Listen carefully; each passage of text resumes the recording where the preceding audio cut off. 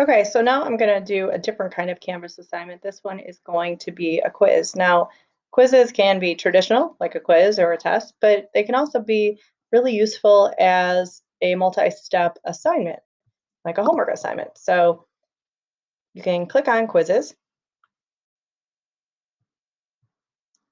And when you click on the plus for a quiz, you're going to get an option if you want to use the classic quizzes or the new quizzes. If you click the link, you can learn more about the differences. I've been using new quizzes. I like it, so that's what I'm going to show you.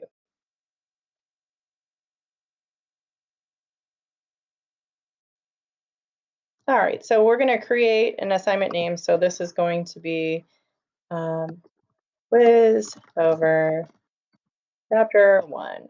So the point total, if you know ahead of time what it's going to be, you want to put it in there. Sometimes I build these as I go, so the point totals don't always match what the questions are. So you have to come back and sometimes check that.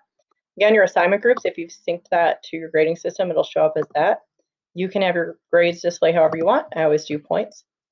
It is going to pick submission type as an external tool, and you can sync this to your grading system. You can do it automatically or you can do it manually. There's a couple ways you can do this. So for this one, we're going to make this one due at the end of the day tomorrow, but I'm going to go ahead and make that available now. No, it's not going to actually be available until I publish it, but I'm going to go ahead and put that in there. Same as any other assignment, you can set and leave it open as long as you want. It's up to you if you want to make adjustments based on things being late. There is a way to manually do that Canvas can automatically change your grades. I don't like doing that. Sometimes kids are absent and I don't want their grades reduced. So manually is something that I do. So when you save it, it's going to take you into the editor for the new quizzes. Now, there might be some advantages to using the other way, and I'll show that in a later video. So depending on what you're looking to do, this may or may not work for what you're trying to do. You can add instructions here. Read chapter 1, then take this quiz. Okay. So we have that, and we're going to go ahead and add a couple questions. So I want to have two different types of questions. We're going to have a multiple choice. And you can add a question title. That's not necessary. The question stem is the actual question. What is it? So sometimes I find that if I make the correct answer the first one, I don't mess up my quizzes. So I tend to do that first. You can add your other choices. You can even insert an image if you like to. If you want to have students pick from a particular image, you could do that. And go ahead and put those in so you have all of them. If you click shuffle choices, then the correct answer is not always going to be A. But what I found is I'm less likely to make mistakes if I put the first one as the correct answer. You can bank it, add it to a quiz bank so you can use it later. You can also vary points by answer. If an example of where you might want to do that is if you were doing a quiz, I did one today where I was asking students what they thought they knew about something. And I wasn't so concerned about if they got it right or not. I just wanted them to see what they knew. But I wanted them to get full credit for actually completing the assignment. So if you do vary points by answer, you can make it so that every single choice gives them a point. And no matter what, even if they get it wrong, they'll see that they got it wrong, but they'll get all the points. So that can be handy if you just want students to assess their knowledge ahead of time, maybe a pre-test, something where you're just going to give them points as, say, a homework assignment for completing it, but you want them to see where they're at. So that is something I wanted to point out. So I'm going to go ahead and click done. So I have that question is all set. And I also want to add a short answer. Now the multiple choice Canvas is going to grade by itself, but I'm going to add an essay question. And in this particular case, I'm going to say, how is your day going? Now I can allow a spell check to be used for students if I want to. I can have it show a word count. If I want to say they have to have a certain amount of words, I can even set a word limit.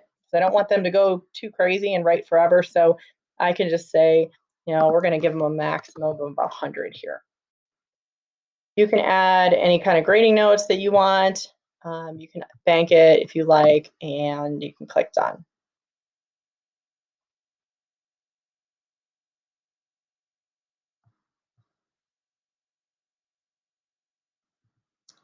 And so then you have that question. I'm going to add one more question. And this one is going to just be a fill in the blank.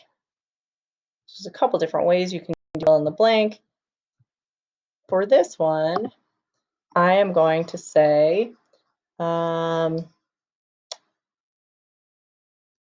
current year. Now that's too easy. What day is it? That's one that is probably easy enough to do.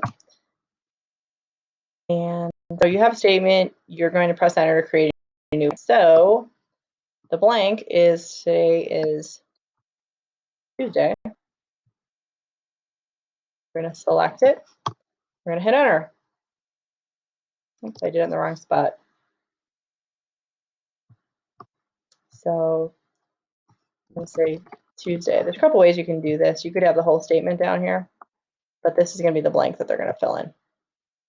So we'll highlight it, enter, and there's the blank space. Now, this one, you can make it be a drop down and give them choices, or you can give a word bank. But in this particular case, I want students to actually type it in. And I could have it say contains Tuesday exactly. I could say close enough, or exact match, or I can even specify correct answers, or a regular expression match. But I'm going to go ahead and say close enough. And you can decide that you're only going to really count spelling, but I'm going to ignore the case and just go with that and let that be how that one works. All right, so this particular quiz is done. Now it's 3 points. So I'm going to want to go back and change my total that I set up. Originally, I set it up to be 10. And since it's 3, I don't want to screw up kids' grades and have people freaking out that things look all weird when they go to do it. So you go back in the main screen, you click at it.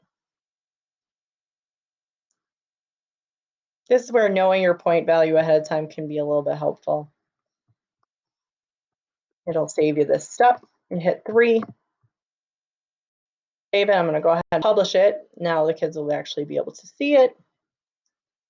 If I click publish and it's not available until tomorrow, they'll be able to see a link that it's coming up, but it won't be available for them to do, and it'll tell students that.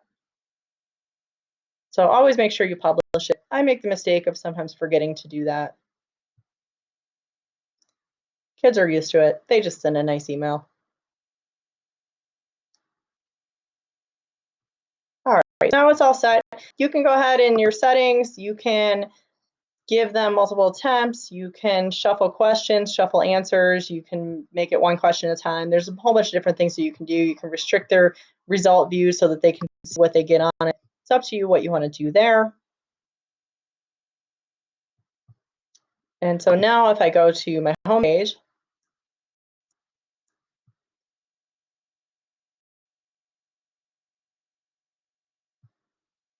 I can edit my home page.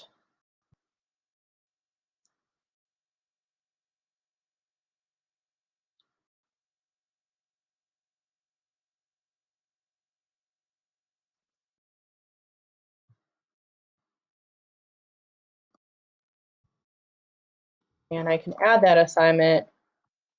It'll be under quizzes. It'll actually be under assignments because it's not considered a quiz because it's the new version. Take quiz over chapter 1, click save. And now it's on my homepage. And again, it's a nice handy link. It's pretty easy to find. Students can click on it. Unlike putting it on the calendar where you just have a description to take the quiz and the kids have to go and find it. If you have it set up this way, that link where it says quiz over chapter 1 takes them directly to the quiz. I'll show you what that looks like from the student view.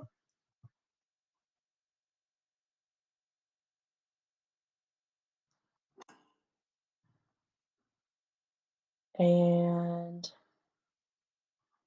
world's slowest internet today. My apologies.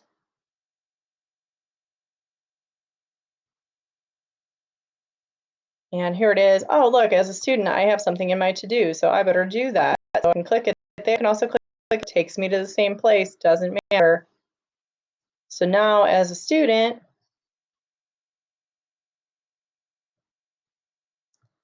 I don't have a time limit because it wasn't set. I can go ahead and click begin.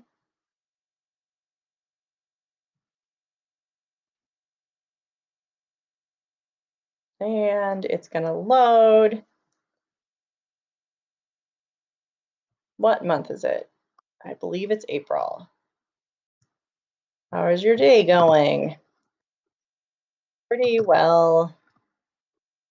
Sorry for the bad typing. Okay, I'm within my range. What day is it today? Tuesday. Submit. Sure. Now there's a way as a teacher that you can set things up so that it'll auto grade certain things, but not everything. As a student, I'm going to see that I have a 67%, but one question requires grading. So it looks like it's question number 2, but it looks like I got the other 2 right. And notice this one's not capitalized, but that's because I allowed it to be that way. So now if I leave the student view, I can then go back to my teacher view.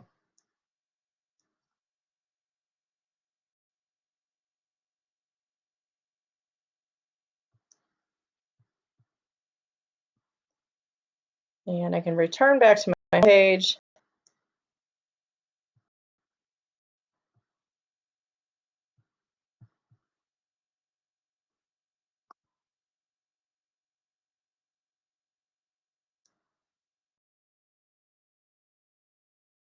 And you'll notice it didn't show up to do to grade the quiz. The difference with the quizzes is they don't show up as an assignment that needs to be graded, but if you click on grades, if you wait until after most of the students take this, it ends up being the easiest way to do this. You'll see all assignments, and you've got this quiz over chapter 1. When you do this, if you have a question in there that requires manual grading, I always change the grade posting policy just on that one particular assignment, and you can change it to be manual because if you haven't graded a question and that student got a 66% and it automatically syncs to PowerSchool, well, that might freak some parents out. I know I would be. So if you change it to be manual, you can go ahead and make it not go to PowerSchool until you're ready to have those grades go there. So after you've had the chance to actually grade all of those. So when you click in here and you can have all your students listed, you click this little arrow, that's going to take you into where you have your speed grader. And from your speed grader screen, you can actually click through all of your students and see what they have submitted. So it's here where if you have a different types of questions, you're going to see everything.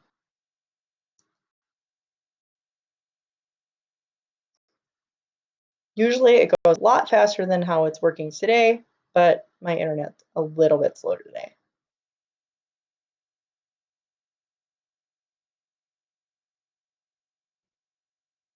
A lot slow. So as that's loading, eventually I'm going to see the 2 questions that they got right.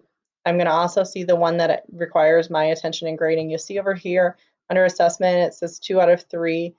That will change once I actually can see their response and can actually update it, which seems to be taking forever. That's not normal. That's my internet. But when that happens, you'll have the option to check a box to give them either a point, multiple points, however many that you want it to be. And then once you check that box, you scroll to the bottom, you can click save, and their grade will automatically update. You can then click this arrow, and it will then take you to the next student so that you can see their work. It's pretty simple. And then when you're ready, you can click on this little eye here, and you can post or hide the grades to your student information system. But since this is taking forever to load, and that's not a Canvas issue, that's a my internet issue, so I apologize for that. But once you get to that screen, you'll see what it looks like. It's super. I like it. I know Google Forms has a version of quizzes that a lot of people like to use, but that requires sorting and checking, and you don't always get notified if somebody finishes something. So at least in here, it's easy enough to go in. When I have a bunch of grades, I just sort them by low to high because usually the lowest ones are the ones that need attention, and I can go through and I can take care of that. So that's how you do a quiz in New Quizzes. Thanks.